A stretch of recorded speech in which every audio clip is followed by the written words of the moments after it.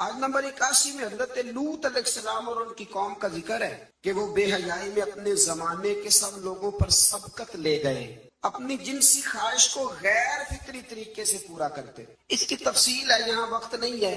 اصل میں یہ جو قوم تھی نا، ان کے پاس باغات تھے بڑے سرسبز و شاداب، تو مہمان بڑے آتے تھے، تو ان کی خواہش تھی کہ مہمان نہ آئیں، بہت زیادہ لوگ آتے تھے، حالانکہ مہمان تو اللہ تعالیٰ کی رحمت ہوتا ہے۔ تو شیطان نے پھر انہیں ایک طریقہ بتلایا، مہمان آتے تو یہ معاذ اللہ مرد مردوں کے ساتھ بدفعلی کر۔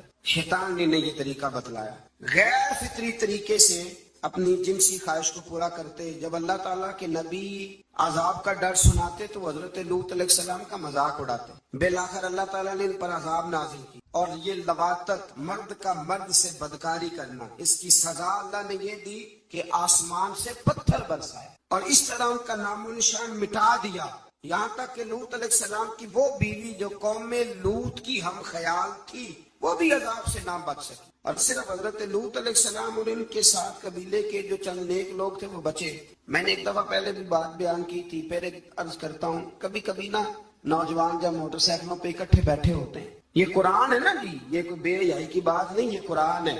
قرآن اگر اس بات کو بیان کرتا ہے تو اس کا مطلب ہے یہ ضروری کام ہے۔ تو میں جب ان کو دیکھتا ہوں تو کئی دفعہ دل کو بڑی اذیت پہنچتی ہے کہ مطلب سر عام بچے شرارتیں کرتے ہیں اور ایسی غیر اخلاقی حرکتیں کرتے ہیں کہ جو پڑھے لکھے سمجھدار نوجوانوں کو زیب نہیں دیتی۔ ان کو سمجھنا چاہیے، خیال کرنا چاہیے۔ میں نے پہلے بھی ایک دفعہ کہا تھا، لیکن مسئلہ بتانا میری ذمہ داری ہے۔ بغیر داڑھی کے جو خوبصورت لڑکا ہوتا ہے اسے امرد کہا گیا، امرد، یعنی اس کا حکم اسی طرح جس طرح آپ کسی عورت کو بے پردہ دیکھ، وہ امرد ہے بغیر داڑھی۔ اور حضرت سیدنا حسن بصری کے پاس ایک نوجوان آیا تو وہ رو پڑا۔ آپ نے فرمایا کیوں روتے ہو؟ کہنے لگا حضور میں بڑا پکا حافظ تھا، میں نے 12-14 مصلے قرآن پاک کے سنائے۔ فرمایا پھر کیا ہوا؟ کہنے لگا حضور اللہ نے سزا دی ہے، میں قرآن بھول گیا۔ فرمایا کس طرح؟ فرمانے لگے کہ بے ریش بغیر داڑھی والے خوبصورت لڑکے کو گندی نظر سے دیکھ بیٹھا تھا، اللہ نے یہ مجھے سزا دی۔ پھر حضرت حسن بصری نے طریقہ بتلایا، پھر اس نے توبہ کی۔ تو سمجھ لیں کہ یہ اتنا برا فعل ہے کہ یہ کرنے والے پر آسمان سے پتھر برستے ہیں۔ حضرت لوط کی قوم پر تو آج اگر قوم یہ کام کرے، ہم جنس پرستی، عورتوں کا عورتوں کے ساتھ، شادی ہونے تک کے واقعات، عورت کے عورت کے ساتھ، مرد کے مرد کے ساتھ، لوگ اس کو آزادی کا نام دے رہے ہیں۔ یہ آزادی نہیں، یہ بے حیائی ہے، یہ فحاشی ہے، یہ عریانی ہے۔ اللہ تعالیٰ ہمیں سمجھنے کی توفیق عطا فرمائے۔ قیامت کے دن اعمال کا وزن کیا جانا حق ہے، وزن کیا جائے۔ جن کی نیکیوں کا پلڑا بھاری ہوگا وہ فلاح پائیں گے اور کامیاب ہوں گے، اور جن کی نیکیوں کا پلڑا ہلکا ہوگا وہ نقصان اٹھانے والوں میں سے۔ آج میں زمین میں انسان کی آباد کرنے اور ذرائع معاش مہیا کرنے کی نعمتوں کا ذکر فرمایا، اور فرمایا بہت کم لوگ ہیں جو شکر ادا کرتے ہیں، بڑے کم ہیں جو شکر ادا۔ اللہ فرماتا ہے شکر ادا کرنے والے تھوڑے ہیں، تھوڑے ہیں، اور ناشکری کرنے والے آٹومیٹک بات ہے، ناشکری کرنے والے۔ اچھا وہ کبھی کبھی میں سوچتا ہوں کہ کبھی رجیا بندہ ملے نا کوئی، پیسے ہیں تو۔ پاکستان میں جو لوگ دنیا کے مالداروں میں شامل ہو گئے ہیں نا، پاکستان کے نہیں، ایشیا کے نہیں، دنیا کے مالداروں میں، ان کے کاروبار بھی ابھی جاری ہے، اور ابھی تک انہوں نے جھاڑو پکڑا ہوا پیسے جمع کرنے کا۔ سیر ہونے کا کوئی جگہ، کوئی مقام، آپ یقین کریں، ایک مشورہ چھوٹا سا اس پہ عمل کر کے دیکھیں، کبھی نہ زندگی میں، کبھی اللہ کی رضا کے لیے تھوڑی دیر کے لیے پیسوں کے، دولت کے چکر سے نکل کے بھی دیکھیں، فقط شکر والا ذہن بنائیں۔ یعنی میری رائے یہ ہے کہ رمضان مبارک کا الحمدللہ 2 دن رہ گئے پہلا عشرہ ختم ہونے میں، یہ 2 دن پورے، صرف 2 دن، زیادہ کی طلب نہیں کرنی، بس جتنے پچھلے ملے ان پہ صرف شکر ہی کرنا۔ اور بھائی سنو، فضل کی طلب تو ہر وقت کرنی ہے، لیکن پچھلے کا شکر ادا کرے۔ لئن شکرتم لازیدنکم، شکر کرنے سے نعمتیں محفوظ ہو جاتی ہیں اور اللہ ان میں اضافہ فرما دیتا ہے۔ اللہ سمجھنے کی توفیق عطا فرمائے۔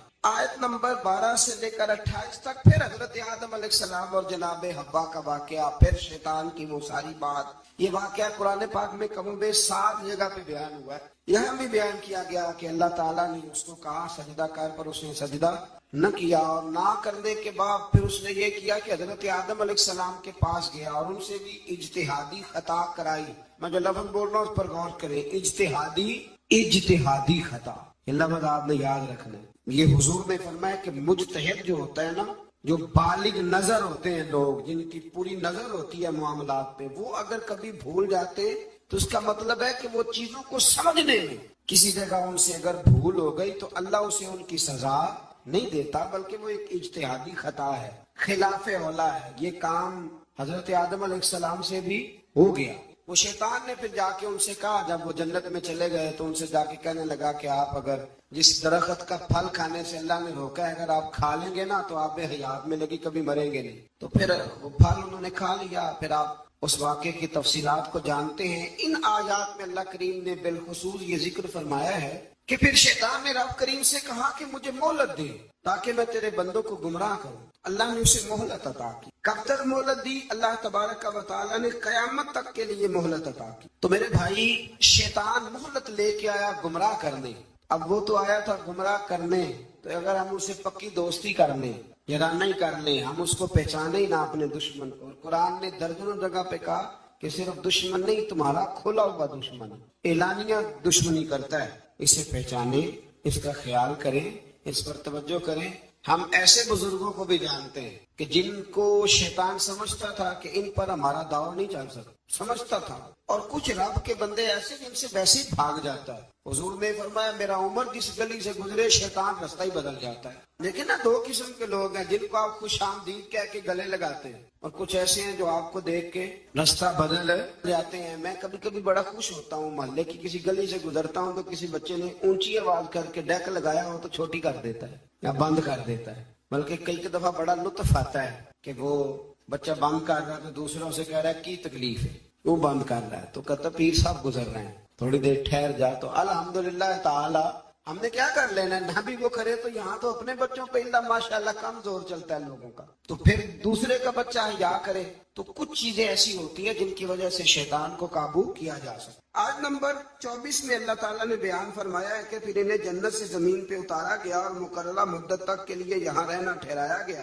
پھر اللہ تعالیٰ نے مقصد لباس بیان کیا ہے کہ لباس پہننے کا کیا مقصد۔ فرمایا ہم نے بنی آدم پر لباس اس لیے اتارا ہے کہ ان کی ستر پوشی ہو، ستر پوشی، پردہ ہو اور سامان زینت ہو، اچھے لگے لباس پہنے۔ اور سب سے بہتر لباس تقوی کا لباس ہے، اس سے بندے کی زیادہ پردہ پوشی۔ پھر بنی آدم کو متنبہ کیا گیا کہ شیطان کے مکر و فریب میں نہ آئیں، اس کو یہ ملکہ دیا گیا ہے کہ وہ تمہیں ہر جہت سے دیکھ لیتا ہے۔ اللہ تعالیٰ نے لباس پردے کے لیے دیا ہے اور زینت کے لیے دیا۔ تو اگر کوئی لباس اس طرح کا پہنے جس سے پردہ ہی نہ ہو رہا ہو، پھر اس کا مطلب ہے وہ لباس کے مقصد کو نہیں سمجھا۔ کھلا لباس پہنے، چست لباس نہ پہنے، وسیع لباس پہنے جس سے آپ کو بہت ساری چیزیں سمیٹنے کا موقع ملے۔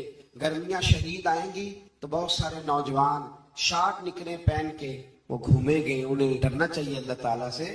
میں پوچھتا ہوں کئی دفعہ بچوں سے کہ یہ تھوڑا سا جو آپ نے پاجامہ کاٹ لیا ہے تو اس سے کس قدر زیادہ آپ کی گرمی ختم ہو گئی۔ سمجھے چیزوں کو، مطلب ہم جان بوجھ کے اس کام کی طرف لپکتے ہیں کہ جو کام بڑا ہی ناپسندیدہ ہے۔ اللہ تعالیٰ ہمیں سمجھنے کی توفیق عطا فرمائے۔ آیت نمبر 32 و 33 میں فرمایا کہ اے بنی آدم، ہر عبادت کے وقت لباس زینت کو اختیار کرو اور اسراف سے بچتے رہو۔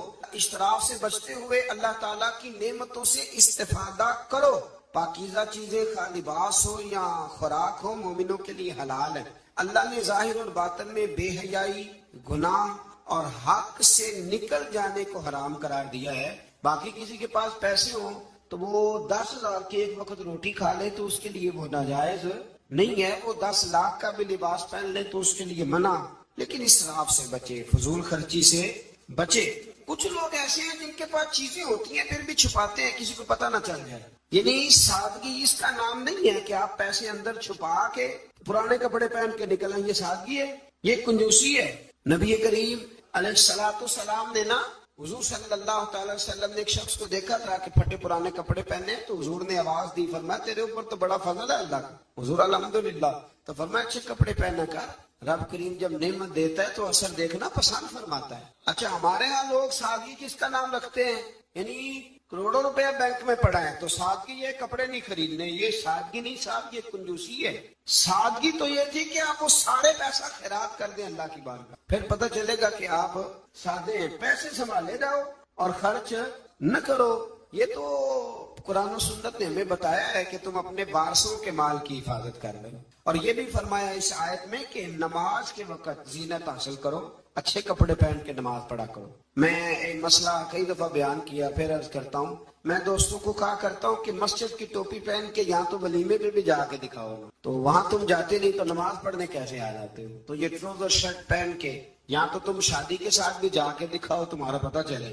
تو اگر تم شادی کی تقریب میں ٹراؤزر شرٹ کے ساتھ ان کپڑوں کے ساتھ نہیں جاتے تو پھر تم نماز پڑھنے کیسے آ جاتے؟ لوگوں کی محفل میں جانا پسند نہیں کرتے تو اللہ کی بارگاہ میں کیسے پسند کریں؟ فرمایا ہر نبی کے لیے اسی طرح ہم نے شیطان انسانوں اور جنوں کو دشمن بنایا ہے، جو لوگوں کو دھوکے میں ڈالنے کے لیے ایک دوسرے کو خوشنما باتیں، اچھی اچھی باتیں القاء کرتے ہیں، ذہنوں اور دلوں میں اچھی اچھی باتیں چھوڑتے ہیں، اچھی اچھی باتیں، حالانکہ ہوتے وہ دشمن ہیں، ہوتے وہ شیطان ہیں۔ مزید فرمایا کہ وہ اس لیے کرتے ہیں تاکہ منکرین آخرت کے دلوں کو اپنی طرف مائل کر لیں۔ وہ خود لوگوں کو یہ بہانے سکھاتے ہیں اور خوشنما باتیں۔ آج بھی بہت سارے لوگ انسانی روپ میں آ کر کے لوگوں کو مختلف قسم کی باتیں بتلا کے انہیں گمراہ کرنے کی کوشش کرتے ہیں۔ ہمیں یہ سمجھ لینا چاہیے کہ بات انسان کی نہیں دیکھنی، سامنے والا کیا کہہ رہا ہے یہ نہیں ہم نے دیکھنا، ہم نے تو یہ دیکھنا ہے کہ رب کیا فرماتا ہے اور اللہ کے رسول کیا فرماتے ہیں۔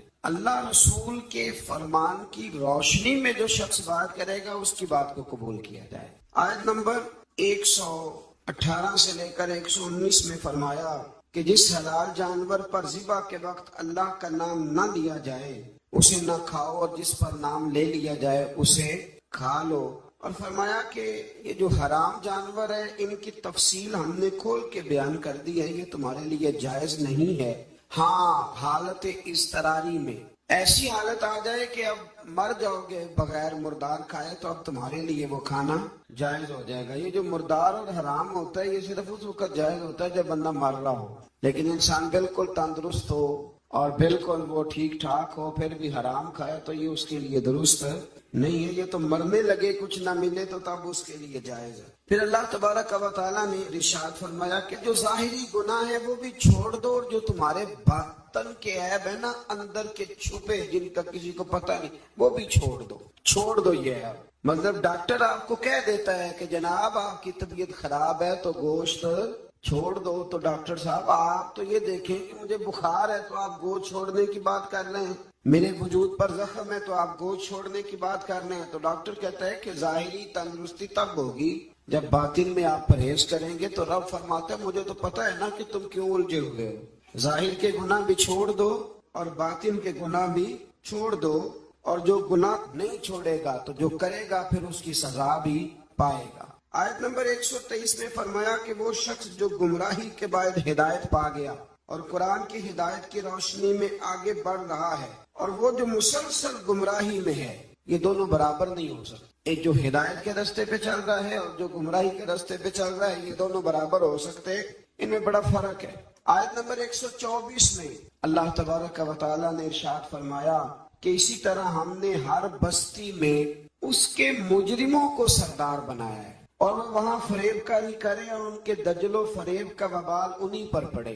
انوکھی بات ہے ذرا، رب کریم فرماتے ہیں کہ ہم نے سردار کچھ ایسے بنائے ہیں کہ جو مجرم قسم کے لوگ ہیں، یعنی انہوں نے پہلے جرم بڑے کیے تھے تو اللہ نے سزا دینے کے لیے انہیں سردار بنا دیا۔ اب بہت سارے لوگوں کا وبال ان پر پڑے گا، قوموں کا، وہ تباہ ہو جائیں گے۔ وہ کہتے پھرتے ہیں اللہ نے بڑی عزت دی ہے، حالانکہ یہ اللہ نے انہیں سزا دی ہے۔ لیکن نا نبی کریم علیہ الصلوۃ والسلام نے فرمایا کہ جس شخص کو کہا گیا نا کہ فیصلہ کرو، منصف بنایا گیا، دو لوگوں کے درمیان اسے عدل کرنے کے لیے کہا گیا، فرمایا اسے تو بغیر چھری کے ذبح کر دیا گیا۔ کوئی آسان کام ہے فیصلے کرنا، عدل کرنا، لیکن یہاں بڑا شوق ہے آپ کسی کو بھی اٹھ کے کہیں آپ تجھے سیاست میں داخل کرائیں، ہر تیسرے آدمی کو، تو سب تیار ہیں، بالکل تیار بیٹھے ہیں، کسی کو کسی جگہ بھی آپ الیکشن میں اتار سکتے ہیں، ریڈی ہیں لوگ۔ لیکن فرمایا کہ مجرموں کو بعض جگہ پہ ہم نے سردار بنایا تاکہ ان پر بہت ساری چیزوں کا وبال ہے۔ یہ قرآن پاک ہے، یہ 8واں سپارہ ہے، یہ سورہ انعام پڑھ رہا ہوں، یہ آیت نمبر 124 ہے. اور اس آیت کی اینک لگا کے پھر آپ دیکھیں کتنے کتنے بڑے مجرم دنیا میں حکمران بنے ہوئے. یہ اینک لگا کے آپ دیکھیں گے تو آپ کو پتہ چلے گا. اسی طرح آیت نمبر 125 میں فرمایا جب ان کے پاس کوئی نشانی آتی ہے تو کہتے ہیں کہ ہم ہرگز ایمان نہیں لائیں گے حتیٰ کہ ہمیں بھی اسی کی مثل دیا جائے جس طرح کے رسولوں کو دیا گیا ہے. کہتے ہیں ہم پہ بھی وہی آئے, ہمارے پاس بھی فرشتہ آئے تو پھر ہم ایمان لائیں گے. تو رب فرماتے یہ تو اللہ کو بہتر پتہ ہے نا کہ اس نے اپنے رسولوں کو کیا دینا ہے. اب یہاں یہ مسئلہ بن گیا کہ لوگ کہتے بھائی نہیں وہی چیز ہمیں بھی نظر آئے گی تو پھر ہم آگے بڑھیں گے. اللہ کریم نے فرمایا یہ رب کریم کو زیادہ پتہ ہے. آیت نمبر 126 کے اندر فرمایا سو اللہ جس کو ہدایت دے اس کا سینہ اسلام کے لیے کھول دیتا ہے, اور جس کو اللہ گمراہی مقدر فرماتا ہے یا فرمانا چاہتا ہے تو اس کے سینے کو قبول حق کے لیے گھٹا ہوا اور تنگ کر دیتا ہے. جب لوگ گناہ کرتے ہیں نا تو ان پر ہدایت کے راستے بند ہوتے ہیں. ان اللہ لا یہدی القوم الفاسقین, قرآن مجید نے ایک جگہ پہ کہا کہ اللہ فاسقوں کی قوم کو ہدایت نہیں دیتا. جب گناہ زیادہ انسان کرتا ہے تو اسے بڑی سزا یہ ملتی ہے کہ اللہ تبارک و تعالیٰ اس کے لیے ہدایت کا راستہ بند فرماتا ہے. اور جب انسان نیکیاں کرتا ہے کوئی خیر کا کام کرتا ہے پھر اللہ تبارک و تعالیٰ اس کے حق میں رحمت والے فیصلے فرماتا ہے. شیخ شہاب الدین سہروردی رحمت اللہ علیہ کا میں قول پڑھ رہا تھا, کسی نے ان سے کہا کہ آپ اپنے آپ کو کیسا محسوس کرتے ہیں؟ تو فرماتے ہیں رب کو کوئی نیکی پسند آ گئی تھی تو اس نے مجھے ماں باپ بھی بڑے شانوں والے دیے, استاد بھی بڑے شاندار دیے, اور پھر رب نے میری غوث اعظم شیخ عبد القادر جیلانی سے ملاقات بھی کرا. تو جب آپ کو نیکی کرتے ہیں تو پھر اللہ آپ کو اچھے اچھے رستے ہدایت کے عطا کرتا ہے. آیت نمبر 130 میں فرمایا اسی طرح بعض ظالموں پر بعض کو مسلط کر دیتے ہیں کیونکہ وہ معصیت کے کام کرتے ہیں. کئی دفعہ ظالم پر ظالم بھی مسلط ہو جاتا ہے. کئی دفعہ ظالم پر جب آنکھیں کھلتی ہیں تو انہیں سمجھ آتی ہے اوہ یہ تو مجھ سے بھی بڑا ظالم ہے, تو مل جاتے ہیں. اللہ سچی توبہ کی توفیق عطا فرمائے. اسی طرح آیت نمبر 131 اور 32 میں اتمام حجت کے لیے اللہ کریم نے فرمایا کہ اے جنات اور انسانوں کے گروہ, کیا تمہارے پاس رسول نہیں آئے تھے جو تم پر میری آیات بیان کرتے اور تمہیں اس قیامت کے دن کی ملاقات سے ڈراتے؟ وہ کہیں گے ہم خود اپنے خلاف گواہی دیتے ہیں, خود کہیں گے کہ ہاں ہم گواہی دیتے ہیں کہ ہم نے غلط کیا, اور انہیں دنیا کی زندگی نے فریب میں مبتلا کر رکھا ہے. یہ گواہی اس وجہ سے دی گئی کہ آپ کا رب بستیوں کو ظلمن ہلاک کرنے والا نہیں ہے. فرمایا پہلے اللہ ان سے گواہی طلب کرے گا کہ رسول آئے تمہیں ڈرایا وہ مانیں گے, اور قرآن یہ فرماتے کہ اپنے خلاف گواہی دیں گے. اب اللہ تبارک و تعالیٰ انہیں سزا دے گا. اللہ کسی پر ظلم نہیں کرتا. آیت نمبر 137 میں مشرکین عرب کی جہالت کا ذکر ہے. جو فصل اللہ تعالیٰ اگاتا ہے اور جو مویشی اللہ پیدا فرماتا ہے ان میں اللہ تعالیٰ کے ساتھ بتوں کو شریک کرتے, بلکہ بتوں کے حصے کو ضروری اور مقدس سمجھتے. اسی طرح اولاد کو قتل کرنا بھی مشرکین کی جہالت ہے. آیت نمبر 140 اور 141 میں اس بات کا بیان ہے کہ کفار و مشرکین نے زمانہ جاہلیت میں اپنے جانوروں اور اپنے کھیتوں کو 3 حصوں میں تقسیم کر دیا تھا. تو ان آیات میں اللہ نے فرمایا 3 حصوں میں انہوں نے بانٹ دیا تھا. وہ مویشی اور کھیت جن کے متعلق وہ کہتے تھے کہ ان سے نفع اٹھانا کسی شخص کے لیے جائز نہیں ہے, یہ ان کے باطل معبودوں اور بتوں کے لیے مخصوص ہیں. ان کو وہی شخص کھا سکتا ہے جس کو ہم کھلانا چاہیں, اور ان کو صرف وہی مرد کھا سکتے ہیں جو بتوں کی خدمت پر مامور ہو. ایک پورا وہ ماحول بناتے تھے کہ یہی صرف وہ کھائیں گے جو بت خانے کے محافظ ہیں, اور کوئی نہیں کھا سکتے, عورتیں بھی نہیں کھا سکتی تھی. اسی طرح بعض مویشیوں کو بتوں کے لیے خاص کر کے ان پر سوار ہونا اور سامان لادنا انہوں نے حرام کر دیا تھا کہ یہ جی ہمارے بت کے نام کا جانور ہے, نہ اس پر سامان رکھنا ہے اور نہ ہم نے اس کو کھانا ہے. اور بعض جانوروں پر وہ ذبح کے وقت اللہ کا نام ہی نہیں لیتے تھے, یعنی ان کو بتوں کے نام پہ ذبح کر کے ان کا استعمال ممنوع قرار دیتے تھے. قرآن نے بتایا کہ یہ ان کی خود ساختہ باتیں. ہمارے اندر یہاں فرق کرنا بڑا ضروری ہے. جب ہم کوئی جانور کسی مخصوص کام کے لیے مخصوص کرتے ہیں تو وہ دراصل اللہ کے لیے ہی ہوتا ہے. کسی بزرگ کو صرف اس کا اصحال ثواب ہو سکتا ہے, اس سے زیادہ اس کی کوئی حیثیت نہیں ہے. جس طرح آپ کہتے ہیں کہ ولیمے کے لیے بکرا رکھا ہوا ہے, عقیقے کے لیے رکھا ہوا ہے, ہاں کچھ باتیں غلط ہیں، وہ نہیں ہونی چاہیے۔ مجھ سے ایک دفعہ ایک دوست نے مسئلہ پوچھا کہ ہمارے گاؤں میں خواتین جو ہیں وہ 11 بیویوں کی کہانی پڑھواتی ہیں اور پھر وہ کچھ لڈو منگواتی ہیں اور جب اس پر ختم دیتی ہیں تو وہ کہتی ہیں کہ یہ مرد نے نہیں کھانا۔ اللہ تعالیٰ سمجھنے کی توفیق عطا فرمائے۔ میں نے ویسے اس کو یہ جواب دیا تھا، میں نے کہا کہ بیویوں کو بتاؤ کہ لڈو مرد نے نہیں کھانے، حالانکہ بنائے مرد نے ہیں۔ یہ کتنی عجیب بیوقوفی کی بات ہے، جس نے بنائے ہیں وہ نہیں کھا سکتا۔ تو یہ اس قسم کی لایانی بے معنی باتیں نہیں ہونی چاہیے۔ عورتوں کو ہمیشہ یہ سمجھنا چاہیے کہ نہ تو وہ کسی کا معجزہ پڑھوا سکتی ہیں، نہ 10 بیویوں کی کہانی پڑھا سکتی ہیں۔ انہوں نے جب بھی پڑھانی ہے سورہ یاسین پڑھوانی ہے، سورہ رحمان پڑھوانی ہے، سورہ ملک کی تلاوت کرانی ہے، سورہ بقرہ پڑھانی ہے، قرآن مجید کو پڑھانا ہے۔ اور بڑا دل کرے کہ قرآن مجید کے بعد بھی ہم نے کچھ پڑھانا ہے تو پھر وہ میرے رسول اللہ پہ درود پاک پڑھوائیں، پھر نبی کریم کی ذات پر درود شریف پڑھائیں۔ آیت نمبر 142 سے لے کر 147 میں اللہ تعالیٰ نے پھلوں، کھیتوں، جانوروں کے ذریعے جو نعمتیں عطا کی تھی ان کا ذکر فرمایا ہے، اور کہا ہے کہ اللہ تعالیٰ کی ان نعمتوں کو کھاؤ پر اسراف نہ کرو، فضول خرچی نہ کرو، اور شیطان کے نقش قدم پہ نہ چلو۔ پھلوں اور کھیتوں کی پیداوار میں اللہ تعالیٰ نے حق مقرر کیا ہے، عشر، کھیت کا عشر ہوتا ہے، فرمایا اس کو بھی ادا کرو، اور اسی میں حلال جانوروں کی اقسام بھی بیان فرمائیں، اور اس کے بعد ان قطعی حرام چیزوں کا بیان کیا جو پہلے بھی آ چکا ہے، اور یہ بھی فرمایا کہ یہود کی سرکشی کی وجہ سے ناخنوں والے جانوروں اور گائے اور بکری کی چربی کو ان پر حرام قرار دیا گیا تھا، انہوں نے اسے پگھلایا اور فروخت کیا۔ فرمایا بعض لوگ نافرمانی کرتے ہیں تو اللہ ان پر بعض چیزوں کو حرام قرار دیتا ہے، جو رب کریم کی زمین پر اللہ کی رضا کے مطابق چلتے ہیں اللہ انہیں بڑی آسانی عطا فرماتا ہے۔ آپ یقین کریں کبھی جب ہم پڑھتے ہیں نا پرانی قوموں کے حالات اور ان کے معاملات اور پھر امت مسلمہ کو دیکھتے ہیں تو آپ یقین کریں اللہ تعالیٰ نے ہمیں بڑا ہی آسان دین عطا فرمایا، بڑی آسان شریعت اور بڑا میٹھا ٹھنڈا طریقہ دین پر عمل کرنے کا۔ ہم بلا وجہ الجھ جاتے ہیں، بڑا سونا بڑا ٹھنڈا دین اللہ نے ہمیں عطا فرمایا۔ رب کریم ہمیں اس پر پورے عمل کی توفیق عطا فرمائے۔ آیت نمبر 149 میں فرمایا کہ ہر دور کے منکرین جو انکار کرنے والے تھے ایک نفسیاتی حربے کو بیان کیا۔ وہ جو کچھ بھی کر رہے ہیں کہ یہ اللہ کی مشیت ہے، اگر وہ نہ چاہتا تو ہم یہ سب کچھ نہ کر پاتے۔ یہ اکثر لوگ کہتے ہیں کہ اگر اللہ نہ چاہتا تو ہم یہ کام نہ کرتے۔ یہ ایک نفسیاتی حربہ ہے کہ اللہ نے طاقت دی ہے نا جی، تو یہ ایک نفسیاتی، اس کا بیان اللہ کریم نے یہاں ان آیات مقدسہ میں فرمایا۔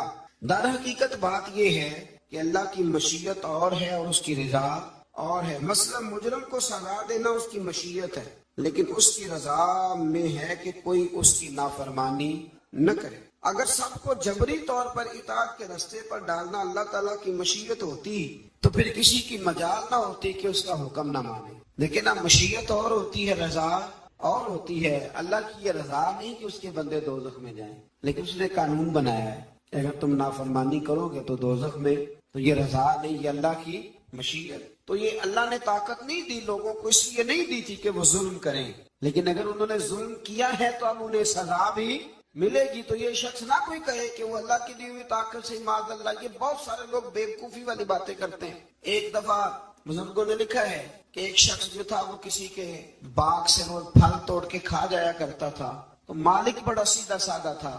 مالک اس کو کہتا کہ بھئی تو روز میرے باغ سے پھل توڑ کے کھاتا ہے، تو وہ کہتا باغ بھی اللہ کا ہے، زمین بھی اللہ کی ہے، اور میں بندہ بھی اللہ کا ہوں۔ وہ چپ کر جاتا، سادہ آدمی تھا۔ بہت سارے لوگ کہتے ہیں نا جی آ کے ایک صاحب مجھے کہنے لگے جی کل میرے ساتھ بڑا عجیب معاملہ ہوا، ایک بندے نے مجھے کہا تجھے قسم ہو اللہ کی جو جیب میں ہے سارا کچھ دے دے، اور میں نے کہا نہیں دینا چاہیے۔ تو وہ مجھے مشورہ دینے لگا، کہنے لگا حضرت جی اس نے اللہ کی قسم دی تھی۔ تو میں نے کہا مکان کتنے مرلے کا تیرا؟ کہنے لگا ہے 10 مرلے کا۔ کتنے کا ہے؟ کہنے لگا جی اللہ کا شکر ہے 60-70 لاکھ کا ہوگا۔ میں نے کہا بندہ بلاؤں تجھے قسم دے تو اس کے نام رجسٹری کر دینا۔ کہنے لگے نہیں یہ نہیں ہو سکتا۔ تو میں نے کہا یہ کیسی کچی بات ہے کہ 500-700 کے لیے تجھے یاد ہے کہ یہ جائز ہے، لیکن وہ میرے دادا جی ایک بات کہا کرتے تھے، وہ دیہاتی لوگ ہوتے تھے تو دیہات کی مثالیں کئی دفعہ بڑی یاد رہ جاتی تھی۔ وہ کہا کرتے تھے کہ دودھ میں لسی میں مکھی گر جائے تو عورتیں اسے پھینک دیتی ہیں، لیکن اگر مکھن میں گر جائے نا تو پھر اس کو پھینکتی نہیں بلکہ مکھی نکال لیتی، کیونکہ گھی مہنگا ہوتا ہے نا، تو لسی سستی ہوتی ہے۔ تو آپ چیزوں کو سمجھیں کہ ہمارا رویہ بڑا عجیب ہے معاملات کو سمجھنے کے حوالے سے. وہ بندہ بھی کہتا کہ جناب یہ پھل بھی اللہ کے تو باغ بھی اللہ کا تو میں بندہ بھی اللہ کا. بولا آدمی تھا وہ چلو چپ کر جاتا کہتا تو ٹھیک ہے نا کہ پنجابی چاکی دا سی لبی شے خدا دی نہ تیلے دی ختم ہو گئی بات. حالانکہ وہ کسی کی ہوتی ہے تیلے پا دی کیوں نہیں ہوتی تھی وہ کسی دی حیثیت تانڈی کی ہے نا. لیکن بس ہمارا ذوق بن جاتا ہے کہ قابو آ گئی ہے تو قابو کرو ماشاء اللہ. تو وہ بیچارہ بڑا پریشان تھا. تو ایک دن اس نے نا اپنے ایک شہر کے عالم سے بات کی. اس نے کہا کہ جناب وہ میرے ساتھ تو بڑی مصیبت بن گئی ہے. وہ روز پھل توڑ کے لے جاتا ہے اور کہتا ہے زمین بھی اللہ کی باغ بھی اللہ کا کھانے والا بندہ بھی اللہ کا. تو عالم کہنے لگے میں بھی تمہیں نسخہ دیتا ہوں کل اس پہ استعمال کرنا. میں کہا ٹھیک ہے. وہ وقت پہ آ گیا باغ کا مالک. تو جب وہ آیا نا پھل توڑنے اس نے پھل بڑے سیر ہو کے کھائے. اس نے کھانے کا موقع دیا. جب وہ فارغ ہو گیا اس نے اس کو رسی کے ساتھ درخت کے ساتھ باندھ لیا اور ڈنڈا پکڑ لیا. اور جب مارنے لگا تو کہنے لگا یہ کیا؟ کہنے لگا یہ چھڑی کی توفیق بھی اللہ کی رسا بھی اللہ کا باندھنے والا بندہ بھی اللہ کا. اب تجھے جو پھینٹی لگے گی وہ بھی اللہ کی دی ہوئی طاقت سے لگے گی معاذ اللہ. اب تو کھا. وہ کہنے لگا معاف کر دو آج کے بعد یہ کام نہیں کروں گا. تو کہتے نہیں مشیت تھی اللہ کی اللہ نہ کرتا معاذ اللہ تو ہم. تو یہ ایک نفسیاتی جھوٹ ہے. اس کو آپ سمجھ لیں آپ اس پر غور فرمائیں.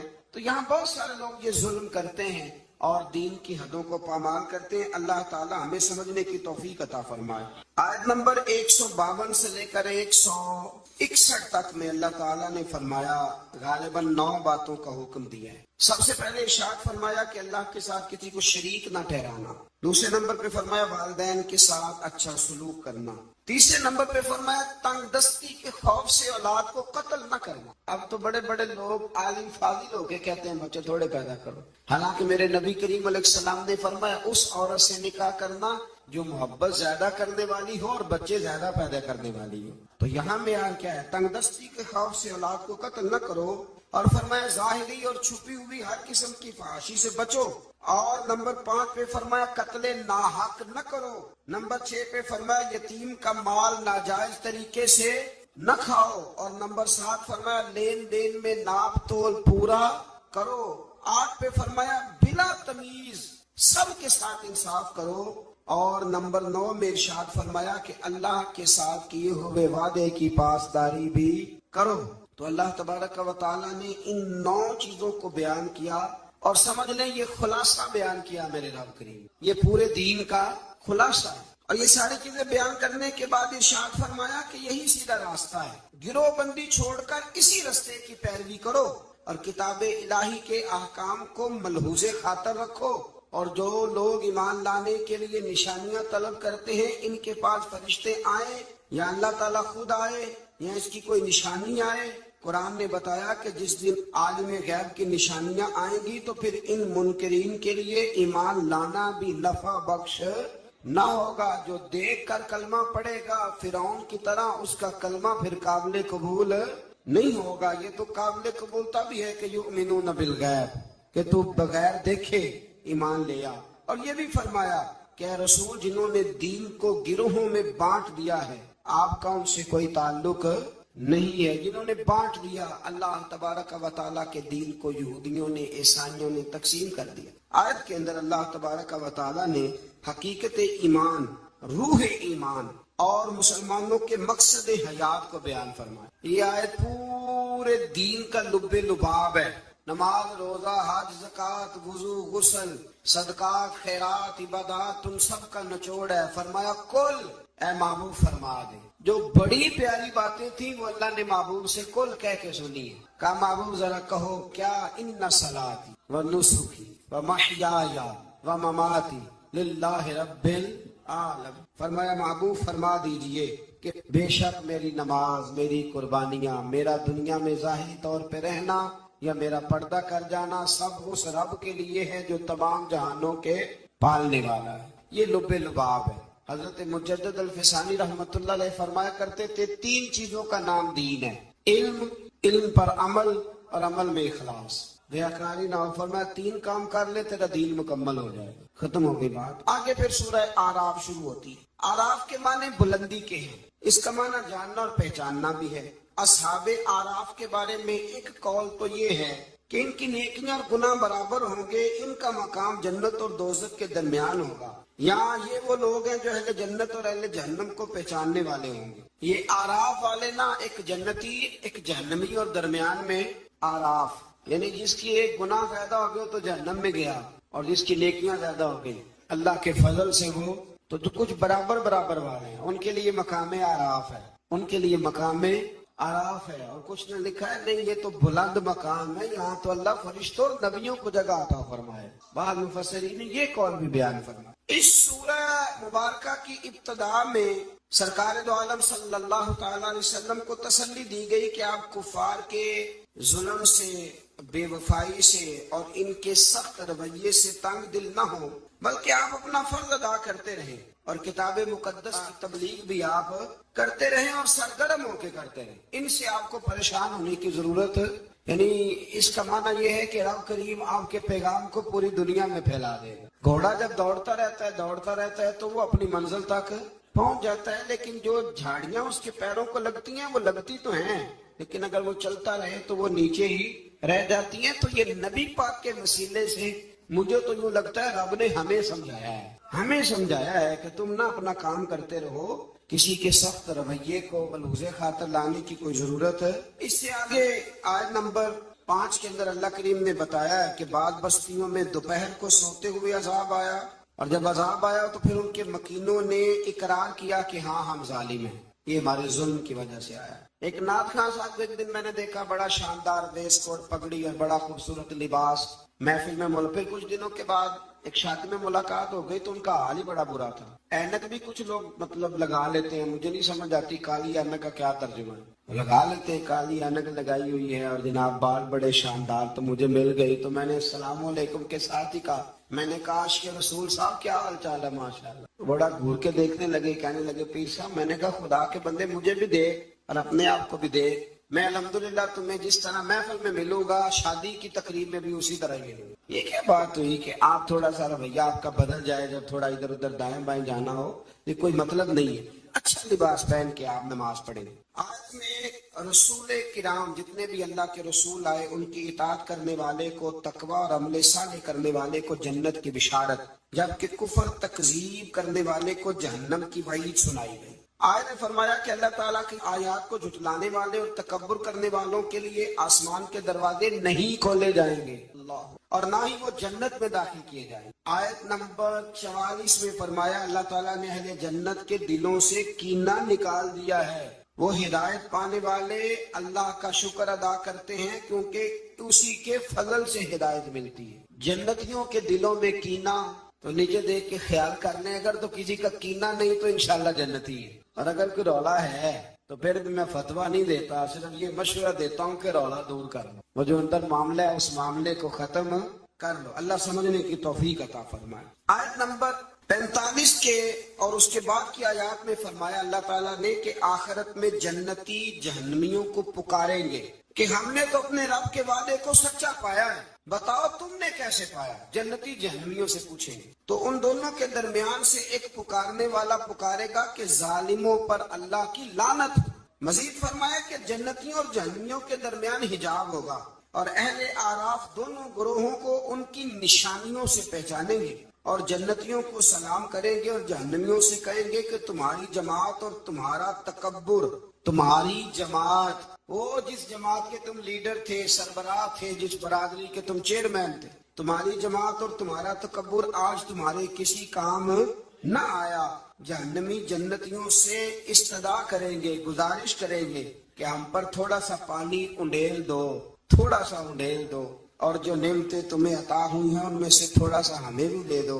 مگر اللہ تعالیٰ نے فرمایا کہ یہ چیزیں کافروں پر حرام ہیں، ان کے لیے ہیں ہی نہیں۔ اور جن لوگوں نے دین کو کھیل تماشا سمجھ رکھا ہے، اللہ ان سے فرمائے گا جس طرح تم نے قیامت کے دن کو فراموش کر رکھا تھا، آج ہم تمہیں نظر انداز کر دیتے۔ آیت میں اللہ تعالیٰ کی قدرت کی نشانیوں کا بیان فرمایا، اور اس کے بعد فرمایا اپنے رب کو گڑ گڑا کر چپ کے اس کے عذاب سے ڈرتے رہو، یعنی اپنے رب کو جب پکارو تو گڑ گڑا کے پکارو اور اس کے عذاب سے ڈرتے رہو، اس کی رحمت کے یقین رکھتے ہوئے، اور زمین میں اصلاح کے بعد فساد۔ آیت کے اندر اللہ تعالیٰ نے باران رحمت یعنی بارش کے نظام کے بارے میں بتایا کہ اس کے حکم سے ہوائیں پانی سے بھرے ہوئے بادلوں کو چلا کر لے جاتی ہیں اور بنجر زمین پر برسا کر اس میں اللہ کی نعمتیں پیدا کر دیتی ہیں. سبحان اللہ. فرمایا ہوائیں بھی میں ہی چلاتا ہوں، بارشیں بھی میں ہی برساتا ہوں، اور تمہاری بنجر زمین کو آباد بھی میں ہی کرتا ہوں. تم آتے ہو تو فصل باندھ کے نکل جاتے ہو، پھر کو کہنا اشر دے دو تو کہتا خرچے نہیں پورے ہوتے، پھر سب ادھر الجھ جاتے. اسی طرح مردوں کو دوبارہ زندہ فرمائے گا. پھر فرمایا کہ اچھی زمین اللہ کے حکم سے سبزہ اگاتی ہے اور خراب زمین باغ و بہار نہیں لاتی. یہ مثالیں دے کے قرآن یہ بتاتا ہے کہ انسان کے دل و دماغ کی زمین کا حال بھی ایسا ہی ہے. یعنی پاکیزہ دل و دماغ میں ایمان قرار پاتا ہے اور اعمال کے ثمرات پیدا ہوتے ہیں، جبکہ خبیث دل و دماغ میں خیر کے پھل اور پھول پیدا نہیں ہوتے. کہتے ہیں جی میں تو بڑا سارا ہوں پر مجھے تو وہاں سے کچھ نہیں ملا. تو اگر آپ پلستر کرا کے گئے ہوں دل پہ سیمنٹ کا تو پھر کیسے ملے گا؟ کچھ ایسے بھی ہوتے ہیں، کوئی آیا اور لے کے چلا گیا. ہاں، زمین سرسبز و شاداب ہونی چاہیے. ابو جال نے نا پکی چپس کرائی تھی، اوپر ٹائلیں لگوائی ہوئی تھی، تو سامنے آیتیں آتی رہیں پر اسے کوئی اثر نہ ہوا. خواجہ اویس کرنی نے دیکھا بھی نہیں، زیارت بھی نہیں کی. تو میرے رسول پاک نے فرمایا عمر جبہ لے جانا، شاباشی بھی دینا، جبہ بھی دینا، اور اسے کہنا میری امت کے لیے دعا بھی کرے. تو سمجھ لے چیزوں کو کہ اندر کا بھی تھوڑا سا نا لحاظ رکھے. اللہ سمجھنے کی توفیق عطا فرمائے. آیت نمبر 60 میں حضرت نوح علیہ السلام اور ان کی قوم کے حالات بیان کیے گئے کہ ان کی قوم کے سرداروں نے کہا کہ معاذ اللہ آپ تو کھلی گمراہی پہ ہیں. سردار نبی کو کہہ رہے ہیں کہ آپ گمراہ ہو گئے. سردار نبی کو، اگر حضرت نوح کی قوم کے سردار نبی کو کہہ سکتے ہیں کہ تم گمراہ ہو گئے، تو اگر آج کے سردار کسی مولوی کو کہہ دیں تو ان کو کوئی ٹینشن لینے کی ضرورت. یہ سرداروں کا طریقہ پرانا چلا ہے، کہہ دیتے ہیں. حضرت نوح علیہ السلام نے فرمایا میں تو اللہ کا رسول ہوں اور میرا کام تمہاری خیر خواہی ہے اور تم تک دعوت حق کو پہنچانا ہے. اس کے بعد قوم نوح کی تکذیب، طوفان نوح اور نوح علیہ السلام اور ان کے ساتھ کشتی میں سوار افراد کے سوا سب کے غرق ہونے کا ذکر بھی اللہ تعالیٰ نے بیان فرمایا. پھر آیت نمبر 66 میں حضرت ہود علیہ السلام اور ان کی قوم میں عاد کا ذکر ہے. قوم عاد نے بھی اللہ کے نبی پر طعن کیا معاذ اللہ، اور کہا کہ آپ حماقت میں مبتلا ہیں معاذ اللہ، آپ تو احمق ہیں معاذ اللہ ثم معاذ اللہ، نقل کفر نہ باش. پھر ہود علیہ السلام نے اپنی قوم کو وہی جواب دیا جو نوح علیہ السلام نے اپنی قوم کو دیا. حضرت ہود نے قوم عاد کو انعامات الہیہ کا شکر ادا کرنے کی تلقین کی. انہوں نے انکار کر دیا، چنانچہ ان پر اللہ کا عذاب اور غضب نازل ہوا.